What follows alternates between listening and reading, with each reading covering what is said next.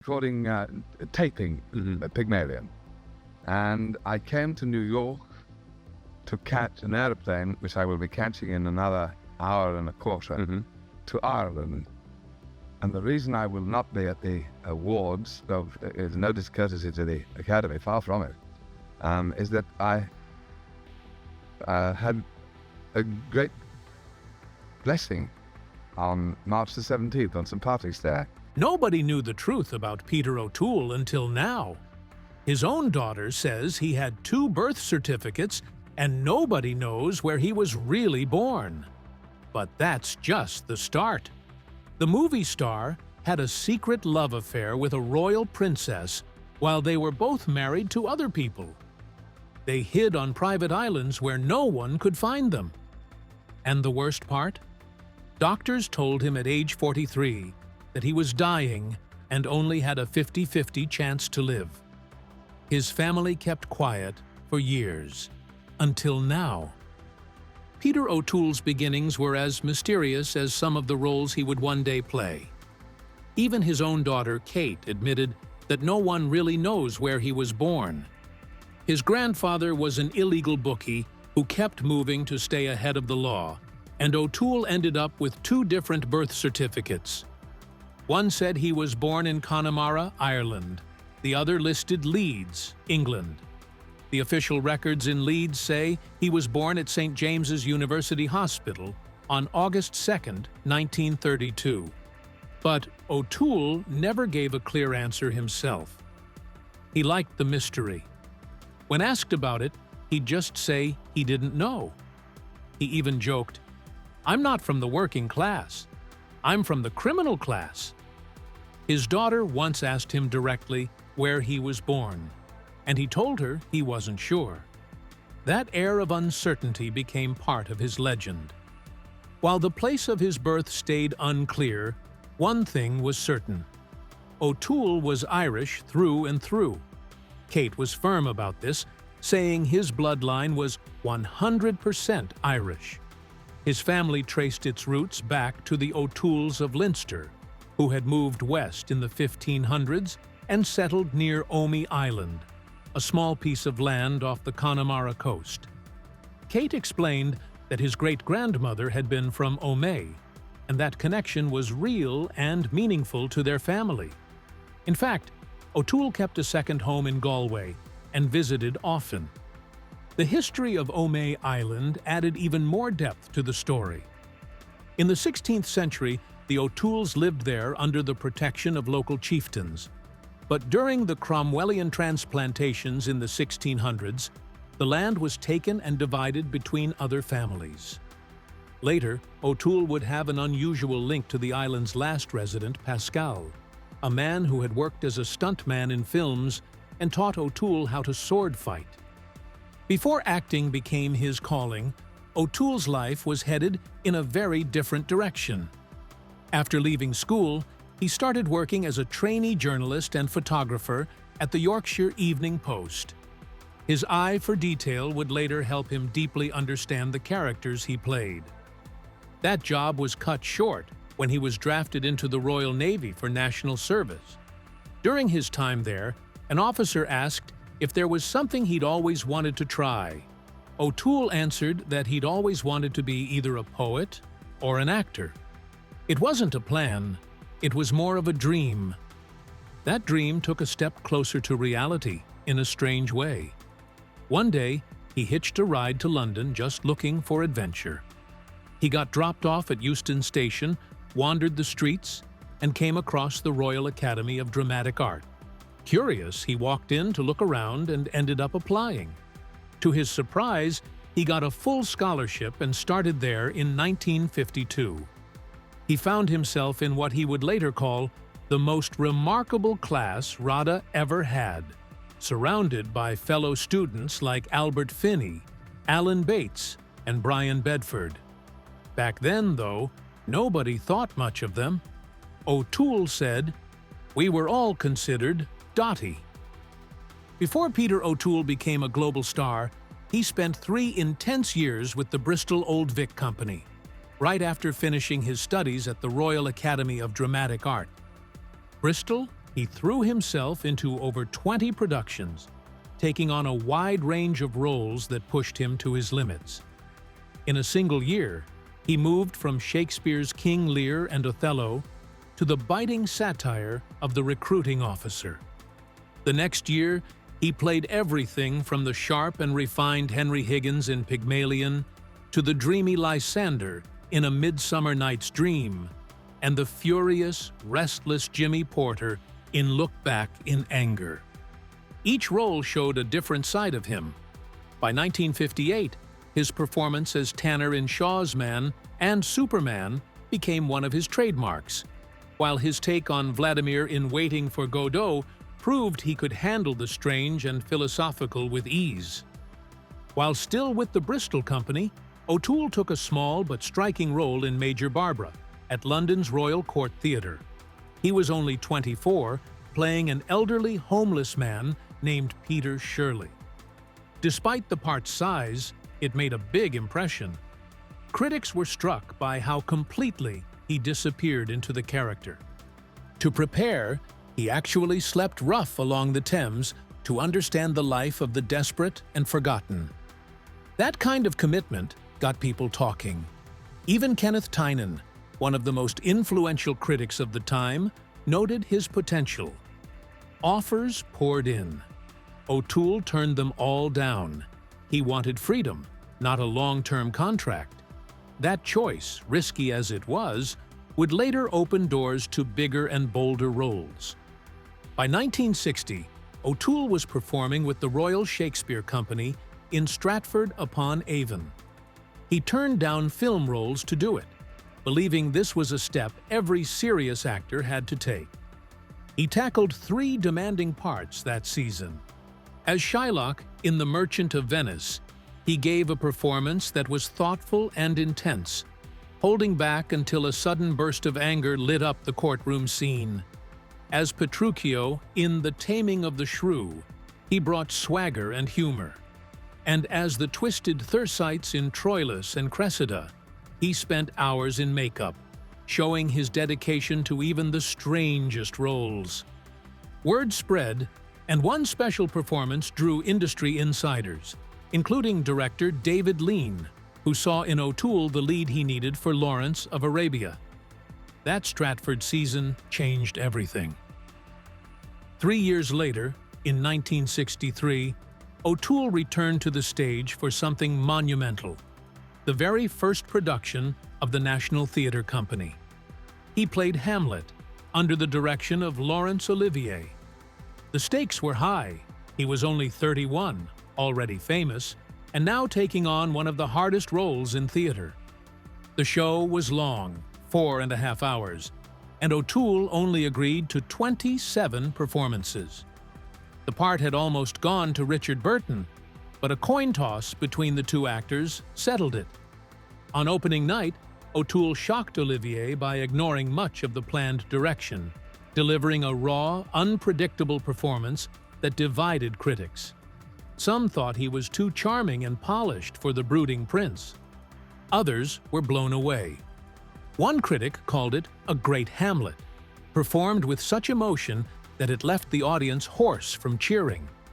The production became part of history not just for its drama on stage, but because it was the first to be recorded live by the British Library Sound Archive. However, Peter O'Toole almost didn't get the role that made him famous. In 1961, he was a 28-year-old actor with a few forgettable film credits. When director David Lean suggested him for Lawrence of Arabia, producer Sam Spiegel was strongly against it. He remembered O'Toole from a botched screen test years earlier, where O'Toole had sabotaged the moment by looking straight into the camera and joking, "It's all right, Mrs. Spiegel, but your son will never play the violin again." Spiegel never forgot the insult. O'Toole wasn't even close to the first choice. Marlon Brando turned the part down for Mutiny on the Bounty. Anthony Perkins and Albert Finney were considered too. Finney even got a lavish £100,000 screen test. But Lean wouldn't budge after watching O'Toole in The Day They Robbed the Bank of England. "I've got him," he said. and that was it. O'Toole got the role for just £12,500, less than half of what a supporting actor earned on the same film. Filming Lawrence of Arabia was brutal. It took 18 months, and O'Toole's body paid the price. He burned himself badly under the desert sun, twisted both ankles, tore ligaments in his hips and thighs, broke his thumb, fractured his skull, and even got bitten by a camel.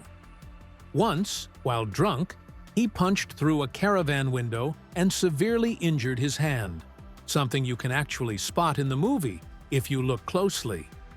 At one point, a crew member warned him, "If you get sent home, that's the end of the film, and maybe the end of you." Around the same time, O'Toole nearly chose a very different path. He was being considered to play Mark Antony in Cleopatra, alongside Elizabeth Taylor. Several other actors had dropped out, and he was a top contender. But Lean's search for a Lawrence came just as that production was falling apart. O'Toole chose Lawrence over Cleopatra, which turned out to be the best decision of his career. While Cleopatra nearly ruined its studio, O'Toole earned his first Oscar nomination and became a star. During the long shoot, O'Toole formed a wild friendship with co-star Omar Sharif. The two escaped the desert whenever they could, sneaking off to Beirut for weekends of drinking, women, and luxury. They filled bathtubs with champagne and partied like there was no tomorrow. Sharif, still married at the time, eventually asked for a divorce, saying he couldn't resist the temptation. Their wildest night came just before the film's Hollywood premiere, when they were arrested at a party with Lenny Bruce. Police found drugs, and all three were taken in. Spiegel had to send 6 lawyers to bail them out in time. Meanwhile, Peter O'Toole did something rare in movie history. He played the same king in 2 completely different films. In Becket, 1964, he was a young and wild Henry II, who made his friend Thomas Becket, the Archbishop of Canterbury, only to be betrayed when Becket chose the church over the crown. Just 4 years later, in The Lion in Winter, 1968, O'Toole played an older, battle-worn Henry II, dealing with a crumbling family and dangerous political games. Though the 2 movies were based on separate plays and had different tones, O'Toole's performances in both earned him Oscar nominations and showed just how deeply he could dive into a single character at 2 very different points in life. Not long after those intense roles, O'Toole surprised everyone by jumping into comedy. In What's New Pussycat, 1965, he played a charming womanizer in Paris, caught between love and lust in a zany, chaotic world. It was Woody Allen's first movie script, and the set was famously messy, with Allen and Peter Sellers clashing constantly. Still, O'Toole was cool, funny, and completely different from his usual dramatic self. What's wild is that he took on this silly comedy right after starring in epics like Lawrence of Arabia and Lord Jim, showing he wasn't afraid to shake up his image. But not all film experiences were fun. Lord Jim, shot in Cambodia, turned into a nightmare. The crew filmed near Angkor Wat while tensions in the region were rising. One day, a mysterious French advisor warned the director to evacuate by a specific date. Soon after filming wrapped, a political mob stormed the British embassy. O'Toole later said he and his wife had to hide in a bathroom and even found a snake in his soup. The whole experience rattled him so much that he talked about it openly on The Tonight Show and in Life magazine. In contrast, filming How to Steal a Million in 1966 gave O'Toole one of his most magical screen moments, acting opposite Audrey Hepburn. They had real chemistry, turning a simple heist plot into something electric. One scene, where O'Toole lowers a stolen painting while locking eyes with Hepburn, is still remembered as one of the sexiest in film history. Their natural friendship brought warmth and humor to the movie, and their scenes together, like her wild driving and his nervous reactions, felt effortlessly charming. Off-camera, O'Toole's wild streak was just as famous as his talent. In his theater days, he was such a regular at the local pub that stage managers rigged a bell to the pub's phone. When his cue was near, they'd call the bartender, who would rush O'Toole back in time. Once, during a show with Richard Harris, the two actors got so caught up drinking and chatting that the play stopped completely until someone dragged them back on stage. His drinking continued into his film career. On the set of The Bible, 1966, O'Toole and director John Huston had a tradition of whiskey breakfasts, starting as early as 6 in the morning. The crew quickly learned to schedule serious scenes in the afternoon once the two men had sobered up a bit. Despite the chaos, O'Toole never missed a day of filming. Of course, his temper could be just as legendary. In Rome, during the 1960s, a photographer snapped him with actress Barbara Steele. O'Toole, still married at the time, lost it. He smashed the camera and punched the photographer, who later needed stitches. Another time in Paris, he flipped a table in a restaurant when someone tried to take a picture. Stories like these became so common that some places started banning him entirely. Even studios tried to manage his wild habits. While filming The Ruling Class in 1972, he was spotted on live TV at a horse race when he was supposed to be rehearsing. The producers responded by building him his own bar on set to keep him close and, hopefully, under control. Surprisingly, it worked. He stayed nearby, kept filming, and gave one of the best performances of his career. During a turbulent time in both their lives, actor Peter O'Toole and Princess Margaret reportedly began a secret affair. At the time, O'Toole was still married to actress Sian Phillips, though their relationship was already strained. Margaret, too, was in an unhappy marriage to photographer Anthony Armstrong Jones, better known as Lord Snowdon. According to a controversial biography, the princess and the famous actor grew close just as their marriages were falling apart.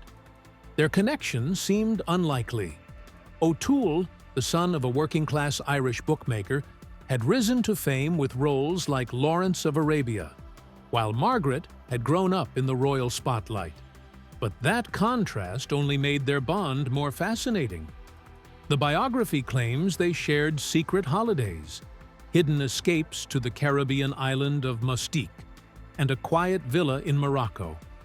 Far from public eyes, they found moments of freedom and passion, escaping the pressures of royalty and fame.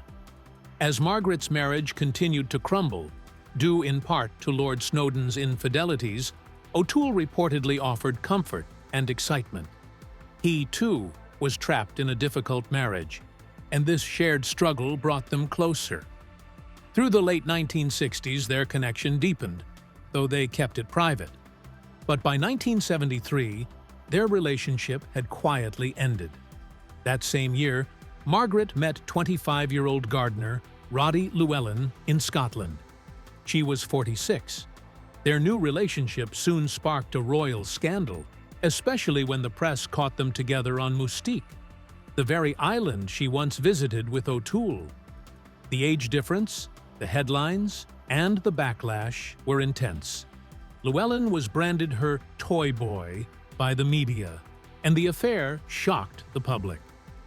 As Margaret moved forward with Llewellyn, eventually divorcing Lord Snowdon in 1978, O'Toole returned to the stage, performing at the Bristol Old Vic. Their once-hidden connection faded into the past, just another dramatic chapter in both of their complicated lives. In 1975, at just 43 years old, Peter O'Toole was told something that would shake anyone. He might not live much longer. Doctors believed he had pancreatic cancer, and his daughter later said he had only a 50-50 chance of surviving. A year later, his condition got worse. Surgeons had to remove his pancreas and much of his stomach, leaving him with diabetes and a body that would never be the same. Drinking, which had long been part of his identity, now posed a serious threat. His doctors warned him that even one more drink could kill him. But his health troubles didn't end there. In 1978, he nearly died again, this time from a serious blood disorder. These back-to-back crises forced O'Toole to face a truth he had long avoided. His body was breaking down, and the lifestyle he had embraced for years was no longer sustainable. As if that wasn't enough, when he got out of the hospital, he discovered his agent had stolen his money. His support system was falling apart. Around this time, his personal life was also unraveling. His marriage to actress Sian Phillips had always been rocky. Early on, he pressured her to give up her rising career after their daughter Kate was born. His drinking made life at home unpredictable. Phillips later said she was sometimes afraid. He would destroy furniture during drunken fits. In the mid-70s, she found out he had bought a house in Mexico and was living there with a much younger woman. This was happening while he was supposedly recovering from his health problems. By then, Phillips had gained some independence, earning success in the series Western Claudius. But their final break came after a brief reconciliation in Italy. O'Toole told her he was leaving again, this time to film in Mexico, against his doctor's advice. It was clear he hadn't changed. After their divorce, he ignored her completely, even when they passed each other on the street. Perhaps the saddest moment came in a hospital, not for him, but for one of his daughters. She had fallen seriously ill, and O'Toole came to visit. When he stood by her bedside, she looked at him, then turned to her mother and asked, "Who's that nice man?" He had been gone so often, his own child didn't recognize him. This distance had started years earlier. When Kate was born in 1960, he left almost immediately to shoot Lawrence of Arabia, and didn't return until her second birthday. Later, as a teenager, Kate dropped out of school and moved into a squat. She said, "My mother was gone. My father was busy. They weren't really paying attention." When asked what her parents thought about how she was living, she replied, "I don't know. I never asked them." By 1982, O'Toole was nearing 50 and had no choice but to accept that the wildlife had to stop. He gave up alcohol, though not completely. He still loved the pub scene, even if he only drank lemonade. He once admitted he didn't like sober people, but he wasn't willing to die for another drink.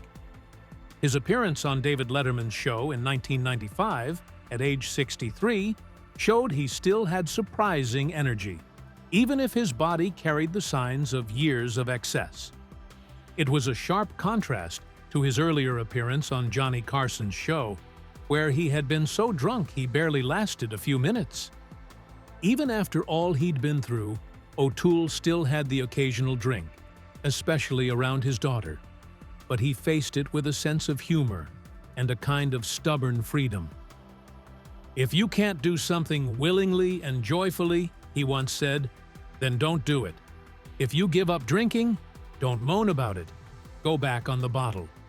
Do as thou wilt." In 1972, Peter O'Toole gave one of the most unforgettable performances of his career in The Ruling Class.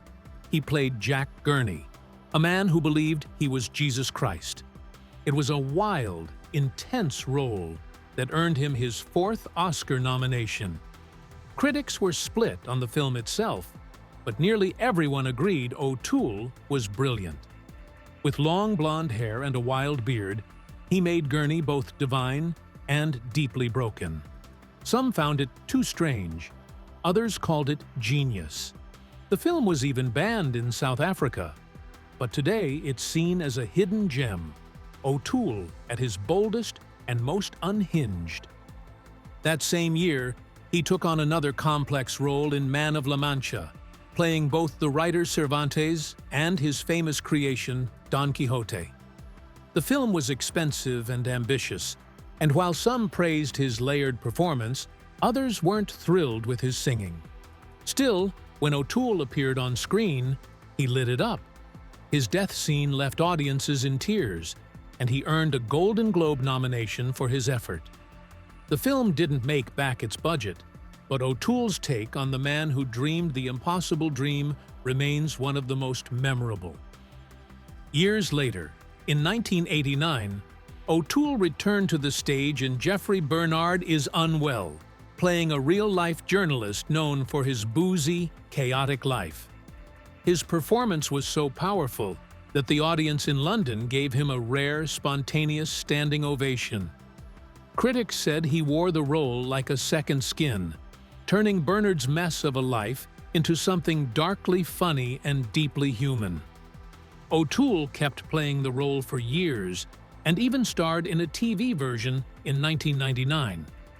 By 1999, at age 67, he proved he hadn't lost a step, winning an Emmy for his role as Bishop Caution in the Joan of Arc miniseries. He played the man who oversaw Joan's trial, bringing unexpected depth and complexity to a character often seen as a villain. The series earned 13 Emmy nominations, and O'Toole's performance was one of its highlights. Even among a star-studded cast, he stood out. In 1987's The Last Emperor, he played Sir Reginald Johnston, a Scottish tutor to China's last emperor. O'Toole brought dignity and quiet strength to the role, portraying a man caught between two worlds. In one memorable scene, he gives the young emperor a bicycle, a small gesture with deep meaning. The film swept the Oscars, and O'Toole earned more accolades for his role. He later lent his voice to the feared food critic Anton Ego in Pixar's Ratatouille, 2007. Even without appearing on screen, O'Toole gave the character surprising depth.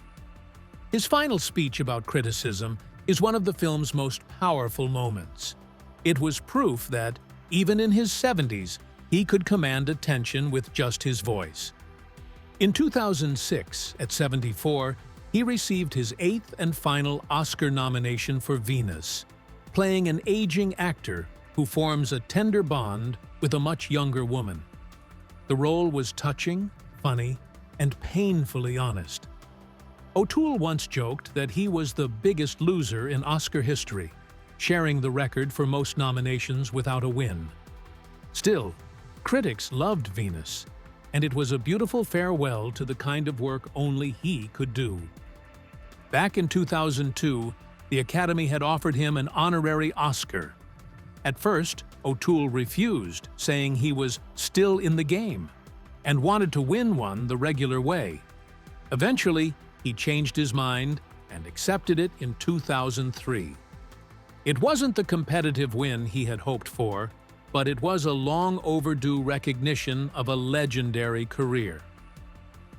After Peter O'Toole died in 2013, his eldest daughter Kate made a big decision. In 2017, she helped arrange for his personal archive to be sent to the Harry Ransom Center at the University of Texas. It was her way of protecting his legacy and sharing it with future generations. The collection is massive, over 40 years of his life packed into boxes. It includes marked-up scripts, letters to other famous people, notes from film sets like The Last Emperor, and even his early writing from when he was a young journalist. There are also personal diaries, family photos, and drawings from movie sets. Kate said she did it with respect for the past and an eye to the future. But O'Toole's legacy wasn't only about his career, it included personal pain too. When his will was made public, it shocked many. Though his estate was worth over £4 million, his younger daughter Patricia was left nothing. He wrote that he had been estranged from her for years, though no one knew exactly why. Kate received the biggest share, including all his Irish property. His son Lorcan got a large portion, and his teenage granddaughter was left a trust. Even his assistant was given a generous sum. But Patricia stayed silent, saying only, "It is a personal and family matter." It was a quiet but clear sign of a deep family divide. O'Toole's career was full of highs, but one thing always slipped through his fingers: the Oscar. He was nominated 8 times, but never won a competitive award. His first was for Lawrence of Arabia in 1962, and the last was in 2006 for Venus. He even played the same king, Henry II, in 2 different nominated roles. After decades without a win, the Academy decided to give him an honorary Oscar in 2002. At first, he didn't want it. He said he was still working and might win on his own. But his children convinced him to accept. At the ceremony, Meryl Streep handed him the award.